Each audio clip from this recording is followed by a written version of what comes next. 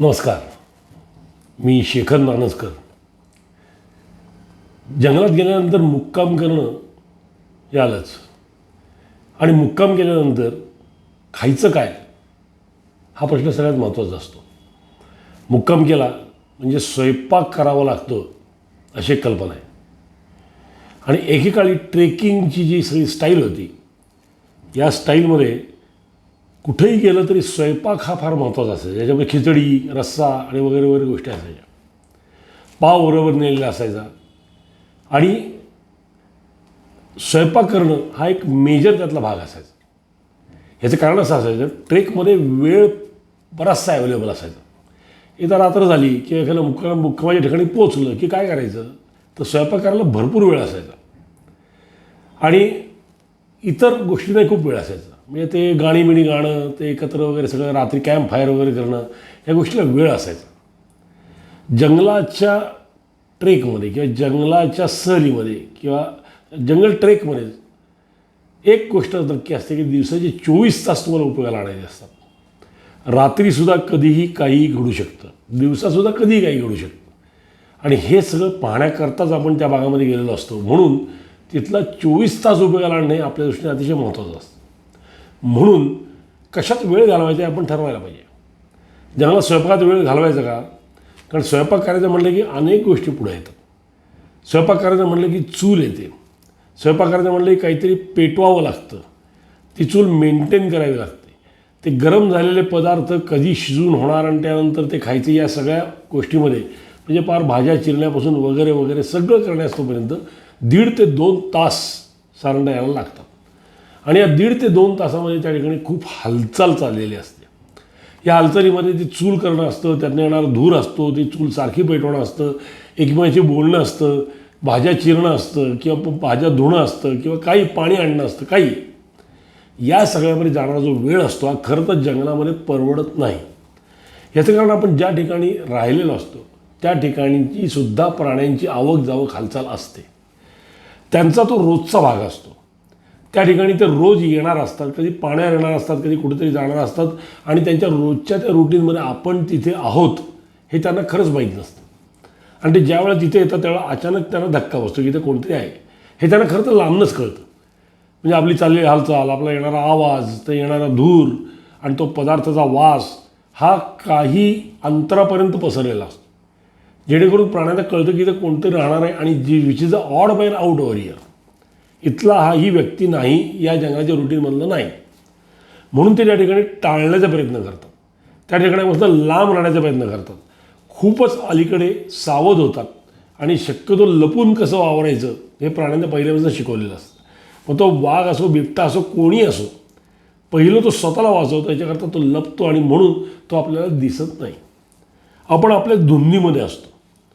म्हणजे ते स्वयंपाक करायचं ठरवलं की सगळं भांडी कुंडी काढणं, त्यांचा आवाज, मग ते चिराचिरी, एकमेकांना आरडाओरडी वगैरे, त्यानंतर ती चूल पेटवणं, तिचा धूर, त्याची उडणारी राख आणि त्या चुलीवर ठेवलेलं पातेलं, मग त्याला येणारी उकळी, आणि मग त्या सगळ्या ह्याच्यामध्ये भाज्या चिरणं, त्यात गप्पा मारणं, एकमेकांना ओरडणं वगैरे वगैरे, एक मोठा कोलाहल हा सगळा निर्माण होतो. हे सगळं 2 ते 3 तास चालतं, जे अत्यंत महत्त्वाचा वेळ हा आपल्या जंगलाच्या रुटीनमधला वाया जात असतो.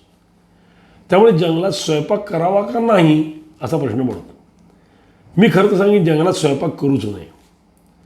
मग कसं काय 4 दिवस काढायचे, 3 दिवस काढायचे, तर जगायचं कसं? तर एक साधा सोपा उपाय आहे, ते म्हणजे रेडी फूड खाणं. या रेडी फूडमध्ये काय येतं तर अनेक गोष्टी, बिस्किटांपासून अनेक गोष्टी अशा येतात ज्या मार्केटमध्ये आता रेडीली अवेलेबल आहेत. एक काळ असा होता की मार्केटमध्ये अवेलेबल नव्हतं, त्यामुळे जंगलात जाऊन प्रत्येक वेळेला स्वयंपाक करावा लागायचा. आज अशी परिस्थिती नाही आहे. आज सगळे तयार पदार्थ घेऊन येतात. त्यातही मी तुम्हाला असं सजेस्ट करीन की जंगलामध्ये सँडविच खाणं सगळ्यात सोपं आहे. म्हणजे कांदे, टोमॅटो आणि काय असेल ते काकड्या बिकड्या चिरल्या, पावाला ती चटणी लावली की प्रश्न मिटला. त्याला काही गरम करावं लागत नाही. शक्यतो ज्या गोष्टींना गरम करायला लागत नाही असे पदार्थ तिथं करणं जास्त ॲडवायजेबल आहे, जेणेकरून दूर होणार नाही. आता हे सँडविच किती दिवस खावं, तर मी जंगलामध्ये काही वेळेला 4 दिवस सकाळ संध्याकाळ फक्त सँडविच खाल्लेलं आहे. ह्याला लागणारी चटणी आम्ही दगडावर वाटायचो, ओढ्यातल्याच. आणि वाटण्यापलीकडे त्यात काही फारसं नसायचं. चटणी वाटली की ते सँडविच तयार व्हायचं आणि मग सँडविच खायचं गारच खावं लागायचं. खरं तर काही वेळा काय होतं की गार खाणं काही एक 2-3 रिपिटेशन नंतर आपल्याला अशक्य व्हायला लागतं. असं वाटायला लागतं की काही करून काहीतरी गरम खावं आणि त्याकरता आपण तडफडायला लागतो. पहिले एकदा दोनदा 2 दिवस वगैरे आपण त्याच्यावर काढू शकतो, पण तिसऱ्या चौथ्या दिवशी असं वाटायला लागतं की गरम काहीतरी खावं. जर गरम खायचं झालंच तर काय करावं? पहिली गोष्ट म्हणजे चूल हा सगळ्यात शेवटचा आणि नको असलेला पर्याय. चूल नसावी शक्यतो, कारण चुलीकरता मिळणार लाकडं ही लाकडंसुद्धा अशी पाहिजेत की जी जळाऊ लाकडं आहेत, ज्यातनं धूर कमीत कमी येतो, जी पेटतात लवकर. काही लाकडं अशी असतात की जी नुसती धूरच काढत बसतात आणि त्यामुळे 2-3 गोष्टी होतात. एक तर आपल्यालाही स्वयंपाक करताना त्रास होतो, दुसरी गोष्ट म्हणजे हा धूर सगळा जंगलात पसरतो आणि कैक मैलापर्यंत जाहिरात होते की इथं कोणतरी राहतंय, जे आपल्याला नको असतं. ज्यांना प्राणी पाहिजे त्यांना जंगलामध्ये कमीत कमी हालचाल आणि स्वतःचं कमीत कमी अस्तित्व दाखवणं आवश्यक असतं. याचकरता चूल नको असं मी पहिल्यापासून सांगतो. पण चूल हा सगळ्यात शेवटचा पर्याय. त्याच्या आधी काय तर बऱ्याच वेळेला सध्या गॅस, छोटे छोटे गॅस मिळतात. हे गॅस घेऊन जाणं सगळ्यात चांगलं आहे. जरा ते न्यायला कदाचित थोडं अवघड जाईल, पण ते छोटे गॅस जर तुम्ही जंगलात घेऊन गेलात तर त्याचा आवाज होत नाही, त्यातनं धूर येत नाही आणि अत्यंत युजर फ्रेंडली असे ते गॅस आहेत. मध्ये काही तयार स्टोव मिळायचे ज्याचा वर एक अशी फ्लेम असायची आणि त्या फ्लेमच्या तिथं आपण एक केक असायचा. तो केक ठेवला, तो केक पेटवला की साधारणतः एक स्वयंपाक होईस्तोपर्यंत तो केक जळत राहायचा आणि त्यामुळे सगळा स्वयंपाक त्या केकवर व्हायचा. आता एक कुठे मिळतात मला माहीत नाही, पण एक नक्की उपाय असा आहे की गॅस बरोबर घ्या. याचं कारण असं आहे की धूर कमी, आवाज कमी वगैरे वगैरे सगळ्या दृष्टींचा आपल्याला फायदेशीर. मी सांगितलं त्याप्रमाणे पहिलं तर स्वयंपाक करूच नका, जे काय ते तयार मिळेल ते खा. पण जर तसं शक्य झालं नाही काही वेळानंतर आणि स्वयंपाक करावासाच वाटला तर तो गॅसवर करा. गॅसमुळे आपल्या बाकी सगळ्या गोष्टी अनेक वेळा टळतील. अजून एक त्याचा फायदा असा आहे की किती स्वयंपाक नाही म्हणलं तरी माणसाला चहा हा लागतो. सकाळी सगळ्यांना उठल्या उठल्या चहा लागतो, गरम चहा लागतो आणि हा चहा करण्याकरता चूल सर्वतः पुन्हा ही अयोग्य आहे. कारण सकाळी उठल्यानंतर ती लाकडं पेटवायची आणि ती लाकडं पेटल्यानंतर कधी त्याच्यावर ते तापणार आणि ते तापून सगळा तो चहा होणार. या सगळ्याच्या दरम्यान ते चुलीमध्ये जी राख साठते त्याचा मोठा एक ढिगारा त्या चुलीत तयार होत जातो. वारं आले की सगळी राख सगळीकडे उडते आणि त्या भागाचं जे नॅचरल सौंदर्य असतं हे सगळं सौंदर्य ती राख नष्ट करते. त्यामुळं चूल हे खरंच ॲडवायजेबल नाही आहे. पण जर करायचं झालं तर ते आपण गॅसवर करणार आहोत. सगळ्यात महत्त्वाचं लागतं ते म्हणजे सकाळच्या वेळेला चहा. हा चहा त्या गॅसवर अतिशय सुंदर होऊ शकतो. जगाला चहा किती वेळा प्यावा तर खरं फार तर 2दाच, सकाळी एकदा रात्री एकदा. याच्या पलीकडे चहा पिऊ नये, कारण प्रत्येक वेळेला हे करण्यामध्ये एक काही वेळ आपला जात असतो. या सगळ्या वेळामध्ये आपलं कॉन्सन्ट्रेशन हे आजूबाजूच्या जंगलावर प्राण्यांवर न होता ते कॉन्सन्ट्रेशन आपल्या चहा करण्यावर होत असतं आणि त्यामुळे आपल्याला प्राणी दिसत नाहीत किंवा जर आजूबाजूला असले तरी आपल्याला जाणवत नाही. एक लक्षात घ्या, बहुसंख्य वेळाला म्हणजे 100 वेळा प्राण्यांनी तुम्हाला पाहिलं असेल तर ते तुम्हाला 1-2-4 वेळा तुम्हाला दिसतात. त्याच्या इतक्या वेळा आधी त्यांनी तुम्हाला पाहिलेलं असतं. हे तुम्हाला स्वयंपाक करताना पाहिलेलं असतं, पाणी आणताना पाहिलेलं असतं, इकडे इकडे जाताना पाहिलेलं असतं वगैरे वगैरे. हे करत असताना तुम्ही तुमच्याच नादामध्ये असता आणि प्राणी मात्र अत्यंत सावधपणे तुमच्याकडे बघत असतात. त्यामुळे आसपास प्राणी नसतात असं नाही, प्राणी असतात, त्यांची हालचाल चाललेली असते आणि ते तुमच्यावर नजर ठेवून असतात. आणि हे जर सगळं टाळायचं असेल तर हा जो सगळा होणारा गोंधळ तमाशा आहे हा जर टाळायचा असेल तर स्वयंपाक नको. जे काही 4 दिवस आपण गार खाल्लं, तयार खाल्लं तर काही बिघडत नाही, आपण मरत नाही. आपण चांगलं चुंगलं खाण्याकरता जंगलात जात नाही, आपण त्या ठिकाणी निसर्ग पाहण्याकरता जातो. आणि दुसरं सगळ्यात महत्त्वाचं म्हणजे आपलं अस्तित्व तिथं असायला नको, म्हणजे आपल्या अस्तित्वाची जाहिरात तिथं नको. आपण स्वयंपाक करतो म्हणल्यानंतर आपल्या अस्तित्वाची जाहिरात होते, लांबपर्यंत त्याची जाहिरात होते आणि जितके दिवस आपण राहू तेवढी त्याची जाहिरात जास्त होत जाते. आपल्याला पाणी लागतं, ते पाणी आणण्याकरता आपण कुठेतरी जवळच्या पाणवठ्यावर जातो, मग तो ओढा असतो किंवा एखादा पाणवठा असतो किंवा काहीतरी असतं, त्या ठिकाणी सारखं आपल्याला जायला लागतं. या सगळ्या हालचालींमुळे त्या राहण्याच्या ठिकाणचा, जवळच्या ओढ्याचा आणि त्या पाणवठ्याच्या आसपासचा सगळा परिसर हा डिस्टर्ब होत असतो.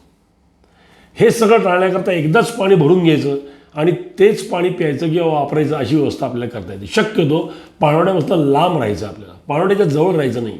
पाणी जिथं मिळेल त्याच्यापासून लांब राहायचं. त्याचं कारण सगळ्याच प्राण्यांच्या दृष्टीने ते पाणी महत्त्वाचं असतं, त्या ठिकाणी त्याला यायचं असतं. आपण जर आपले स्वयंपाकान बिपाक त्या पाण्यापाशी करत बसलो तर त्या प्राण्याला तिथे येता येत नाही. त्यामुळे फार मोठा तोटा हा त्याच्यामध्ये होत असतो. म्हणून जंगलामध्ये आपल्याला जर राहायचं असेल तर स्वयंपाक हा विषय इथेच ठरवा की कसा कमीत कमी करता येईल. जास्तीत जास्त तयार पदार्थ कसे खाता येतील. खरं सांगायचं झालं तर गरम गरम खायला पाहिजे वगैरे सगळे आपले चोचले असतात. 4 दिवस आपण तसे काढू शकतोच आणि तसे काढले तरच आपल्याला जास्त फायदे. म्हणून स्वयंपाक या विषयावर काट मारा. स्वयंपाकाला पर्याय जो आहे या पर्यायाचा अभ्यास इथे करा आणि त्या अभ्यासातनं जे चांगलं निष्पन्न होईल, जे तुम्हाला सूट होईल असं तयार खाद्य. हल्ली अनेक वेळेला रेडी टू कुक असे पदार्थ मिळतात. म्हणजे तिथे इथे जायचं, भांड्यामध्ये पाणी घालायचं, जो काय पदार्थ त्यात सोडायचा, उकळला की तयार. काहीही करायला लागत नाही. सगळे नाश्ते बिष्टे फार सांज्यापासून सगळ्या गोष्टी तयार मिळतात आणि त्यामुळे तुम्हाला काही करायला लागायचे. पूर्वीच्या काळी काळ असा होता की फार कांदे चिरण्यापासून सगळ्या गोष्टी आपल्याला करायला लागायच्या. मग याच्यावर सगळं येतं. ताटे येतात, वाट्या येतात, सुऱ्या येतात, चमचे येतात, चिमटे येतात. हे सगळं तिथे घेऊन जायला लागायचं. त्यामुळे एक मोठा संसारच त्या जंगलात घेऊन जायला लागायचा. आता असं नाही आहे. म्हणून कमीत कमी मी पहिल्यांदा सांगितलं की सामान काही नाही, आता कमीत कमी सामान न्या. चिमट्याची आवश्यकता आहे का? तर नाही आहे. गाळणं तुम्ही फडक्यातनं गाळू शकाल का? तर गाळू शकाल तर उत्तम. ताट वाटी स्टीलचं जर तुम्ही नेलं तर तुम्हाला दरवेळा ते धुवावं लागणार आहे. पण यूज अँड थ्रो असे ताट वाटी जंगलात जर नेलेत तर तिथनं बाहेर आणण्याची जबाबदारी तुमच्यावर आहे. जंगलामध्ये अशा गोष्टी जिथं कुठल्याही प्रकारे आपल्याला टाकून यायच्या नाही आहेत की जेणेकरून तिथला निसर्ग डिस्टर्ब होणार आहे किंवा आपण तिथं येऊन गेल्याच्या खुणा तिथं राहणार आहेत. स्वयंपाक करताना या खुणा सगळ्यात महत्त्वाच्या तिथं राहतात. जसं आपण चहा केल्यानंतर चहाची पत्ती असते, ही पत्ती आपण कुठेतरी फेकून देतो. ही पत्ती त्या जंगलामध्ये ऑड मॅन आउट आहे. या पत्तीमध्ये साखर असते, या पत्तीमध्ये चहाचा वास असतो, जो वास जंगलांमध्ये कधीही येत नाही. त्यामुळे आपण तिथं काहीतरी ठेवून येतो. जसं स्वयंपाक झाल्यानंतर किंवा स्वयंपाक करताना कांदे विंदे यांची सालं आपण तिथं काढतो आणि सालं आपण जंगलात टाकून देतो. किती ती नॅचरल असली तरी कांदा जंगलात तयार होत नाही. त्यामुळे कांद्याचा वास हा जंगलात ऑड आहे, प्राण्यांना तो नवीन असतो. अशा सगळ्या प्रकारच्या भाज्या, सगळ्या प्रकारच्या मिरच्या सगळं हे जंगलात ऑड असतं, जंगलात नाही आहे. त्यामुळे ते जर एक गोष्ट सगळ्यात चांगली करता येईल की एक पिशवी जवळ ठेवता येईल. ज्या पिशवीमध्ये अशा प्रकारचा झालेला सगळा कचरा, जो जैविक कचरा आहे असा सुद्धा हा तुम्ही बरोबर घेऊन जंगलाच्या शेवटी म्हणजे आपल्या टूरच्या शेवटी जंगलातनं बाहेर आपण आणू शकतो. ह्याचं कारण त्या जंगलाची स्वच्छता राखणे ही आपली जबाबदारी. आपण तिथं जातो हे खरं तर अनवॉन्टेड आहे, आपलं तिथं जाण्याचं काहीही काम नाही आहे. पण तरी आपण जर तिथं जाणार असू तर कशा करता जातो वगैरे आपण पुढच्या एका एपिसोडमध्ये पाहणार आहोत. पण एक गोष्ट नक्की आहे की आपण तिथं गेल्यानंतर एकतर आपलं अस्तित्व तिथं फार जाणवू नये. दुसरी गोष्ट म्हणजे आपण तिथं आल्यानंतर आपल्या पाऊल खुणा किंवा आपले तिथले शिक्के त्या ठिकाणी उमटता कामा नये. याच्यामध्ये स्वयंपाक हा फार मेजर गोष्ट असते, ज्याच्यामध्ये पाणी, ज्याच्यामध्ये एक उरलेलं अन्न, खरकटं, कापलेल्या गोष्टी, सालं बिलं हे सगळं येतं. हे सगळं आपल्याला त्या ठिकाणी ठेवायचं नाही आहे. त्यामुळे या सगळ्याची तयारी ही आपल्याला आधी करावी लागेल. स्वयंपाक असा करावा लागेल की जेणेकरून आपला वेळ जाणार नाही, जेणेकरून तिथलं वातावरण धुरामुळे डिस्टर्ब होणार नाही, जेणेकरून त्याच्यामुळे कुठंतरी आग लागणे शक्य असते तसं होणार नाही. चूल करूच नका मी तुम्हाला सांगतो. याचं कारण चुलीमुळे होणारी राख आणि बाकीच्या गोष्टी या जंगलाला अतिशय अनवॉन्टेड आहेत. एकदा एखाद्या ठिकाणी तुम्ही चूल केली तर पुढचा पाऊस दिसतोपर्यंत ते चूल ही जंगलामध्ये लांबनं सुद्धा दिसते. असं त्याचा पांढरा राखेचा ढिगारा हा लांबनं दिसतो.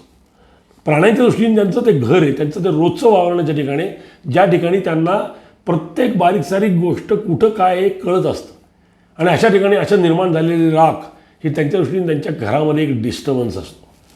ही राख वाऱ्याबरोबर उडते, सगळीकडे पसरते वगैरे, सगळ्या अत्यंत अनवॉन्टेड गोष्टी घडतात. त्यामुळे या आपल्याला टाळायच्यात. त्यामुळे चूल नको. दुसरी गोष्ट म्हणजे तयार कदाचित जर सिलेंडर किंवा अशी गोष्ट आपल्याला घेऊन जाता येईल तर ती आपल्याला पाहिजे. तिसरी गोष्ट जर रेडी टू कुक फूड घेऊन जाता आलं तर ते सगळ्यात उत्तम आहे. ते 4 दिवस कसंही करून गार अन्न खाल्लं तर फार चांगलं. चूल करायला नाही लागली म्हणजे गरम काही करायला नाही लागलं तर ते खूप चांगलं आहे. चहा तुम्हाला करावाच लागेल. त्या चहा करण्याकरता बेसिक काही ज्या गोष्टी आहेत त्या करायच्या. आणि सगळ्यात शेवटी हे सगळं करून आलेलं एकत्र घेऊन आपण जंगलाच्या बाहेर येणार आहोत. हा झाला स्वयंपाकाचा भाग, की जेणेकरून आपल्याला 4-5 दिवस जंगलात काढायच्यानंतर कसे काढायचे असा प्रश्न निर्माण होतो. त्याकरता आहे काय खावं, तर याच्यामध्ये नाश्त्याला अतिशय सोपे सांज्यासारखे पोळ्यांसारखे पदार्थ असतात की जे अतिशय सोपे असतात, रेडी टू कुक पदार्थ.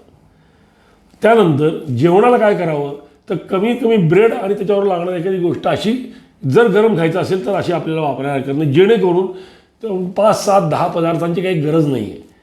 पावाबरोबर लागणारा एकच पदार्थ जो ॲटलीस्ट पिठलं असेल किंवा रस्सा असेल, हे जर तुम्हाला गरम खायचं असेल तर हे सगळं तुम्हाला करायला पाहिजे. जर गारच तुम्हाला खायचं झालं, गार खाणं शक्य असेल 4-4 दिवस, तर रेडी टू कुक किंवा तयार असलेले पदार्थ खाऊन पोट भरवायचं. एकदा तुम्हाला पोट भरल्यानंतर काही वेळाने असं जाणवत नाही की आपण गार खाल्ले का गरम खाल्ले, हा आपल्या मनाचा प्रश्न असतो. त्यामुळे या सगळ्याची तयारी ही आपल्याला आधी इथनं निघताना करायची, जेणेकरून तिथला डिस्टर्बन्स आपण जाण्याआधीच टाळू शकू. ह्याच्या पुढचं जे आहे हे आपण पुढच्या भागामध्ये पाहणार आहोत. निसर्गाचे अनेक भाग असे येणार आहेत की ज्या भागामध्ये तुम्हाला जंगलात कसं राहावं, जंगल म्हणजे काय हे सगळं समजावून सांगण्याचा माझा प्रयत्न आहे. आणि म्हणून हा आजचा एपिसोड. पुढच्या भागामध्ये आपण जंगलात का जावं, कसं जावं, तिथे राहण्याचे एथिक्स काय आहेत हे आपण पाहणार आहोत. नमस्कार.